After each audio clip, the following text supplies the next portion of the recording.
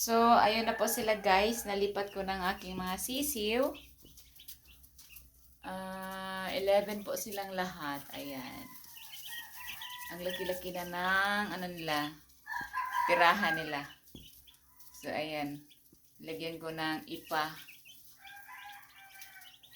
para hindi siya mabaho. So, dito na sila hanggang 2 months. Dito sila maninirahan sa ating kwarto, guys. Social na mga sisiw to, ha. So, ayan. Dito na sila.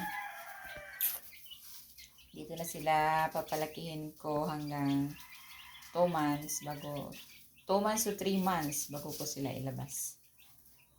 So, sana ay malulusog silang lahat. Ayan po. Ito po yung kanilang pagkain sa itaas. Kasi para hindi siya dumihan. So, ayan po. Ang laki-laki ng space nila. So, dagdagan ko pa ito ng ipa para hindi na ako kuha-kuha pa ng mga ipots nila. So, malaking tulong talaga ang ipa, guys. Pag kayo ay nagmamanukan, subukan nyo rin yung ipa kasi nasubukan ko na sa isa kong kulungan. So, okay talaga. Ano na, 2 weeks na hindi ko pa pinapalitan yun. Hindi naman siya nangangamoy. Saka, ano lang, kailangan madami lang talaga yung ipa.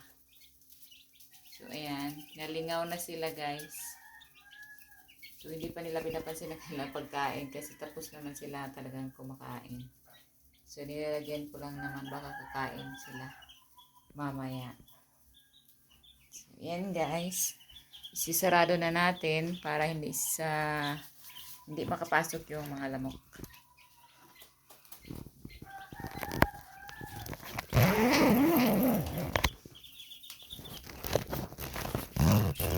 Sarap dito matulog. Ayan, para safety ang ating mga sisiyo dito sa loob. So, binubuksan ko lang naman yung bintana. So, ayan guys. Hanggang dito na lang ang video ko guys kasi marami pa akong gagawin sa labas. Meron pa akong papakainin mga aso. Diyos ko, ano nangyari isa-isa. So, maraming salamat guys. Sana may matutunan din kayo. Kung sa mga nag-aalaga ng manukan, pwede rin yung ganito. Ito pala guys ay ano to sila na manok? Sweater. Sweater to na manok. So, thank you for watching.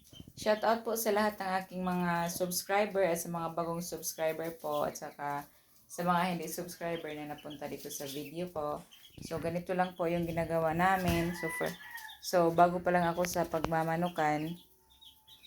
So, ang lahat ng aking mga kaalaman ay nanggagaling din sa mga kilala at sa YouTube.